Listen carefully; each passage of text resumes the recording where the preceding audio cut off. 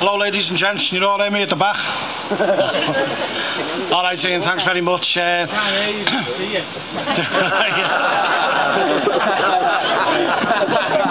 Okay, alright, thanks a lot. This poem was not written by me. I've written many poems concerning Liverpool Football Club, but this one was written by a young lad, well, a youngish, called Chris Moran.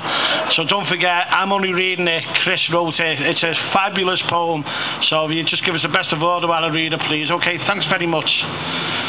Bob's reign began back in 1974 when Shankly the Legends walked out the door. Though it felt like the end, it was just the beginning of 9 glorious years of red trophy winning. Bob's first season in, we were runners-up. We won the Charity Shield, but alas, not a cup. But Bob was just laying down his own plans to bring home success to Liverpool's fans. The following season, Bob's dream, it came true when the title was won down at Old Molineux. The UEFA Cup followed, no way could we lose, and we brought home the trophy by beating the Bruges. But then came along the real hammer blow. Keegan told Bob that he wanted to go, but not even that was going to stop Bob's red machine rising up to the top. The title boxed off and so on to Rome, to try and bring old Big Ears back home. And the Olympic Stadium was a wondrous sight, red and white checkered flags unfurled in the night. Terry Mack, Zico and the Anfield Iron. Through the Roman night, the scoreboard did shine, with the results up in lights for the whole world to see. It's Borussia 1 and Liverpool 3. The footballing gods then looked down from heaven as Bob brought in Kenny, our new number 7.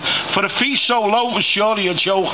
Nah, it was just another Bob masterstroke. And so on to Wembley in 78, securing Bob's status as a footballing great.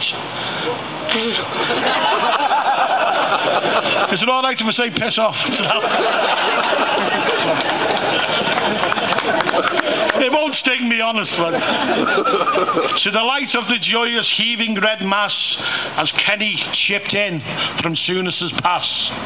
Then 2 more league titles in successive years as Bob's red machine just eased through the gears. Then over to the channel to Aldgate Paris. It's Barney, 1-0, and that's number 3. The League Cup and titles won in Bob's last 2 years, up to the Royal Box, to Anfield South cheers. And then it was time for a well-earned rest. Bob had proved beyond doubt he was simply the best. The tragedy was Bob's own memories were taken from him by a cruel disease. But his achievements live on what we've all come to see. This memorial to our legend, the great Bob Paisley.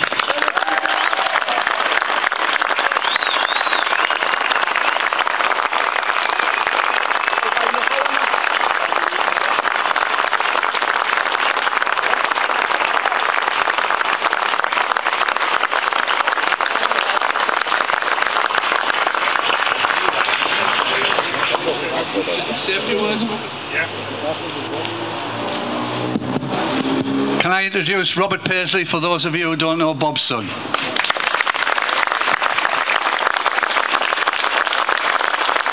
Okay, just a few words, no notes, so they won't be long. My father left here in 1939, first day after war, and then to join Liverpool in 46. Well, he joined in 39, starting in 46. For 50 years service, over 50 years. He never forgot his roots here. He never forgot his family here. I was always delighted to come back. It's a very important part of his life.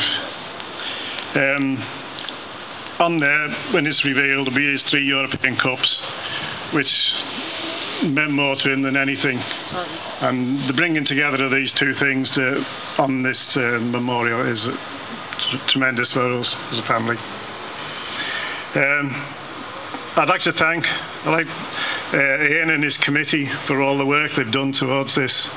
To do it in such a short time, it was really very good. It's such hard work. So we know how you work with councils. I'd like to thank Hetton Council for their cooperation. It is a lovely little spot to put it, this.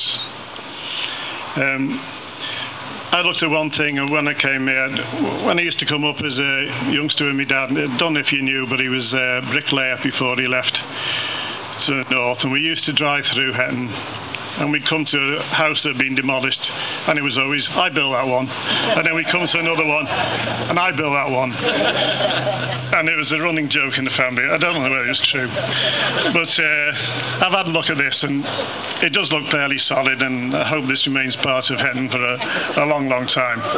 Okay, thanks very much.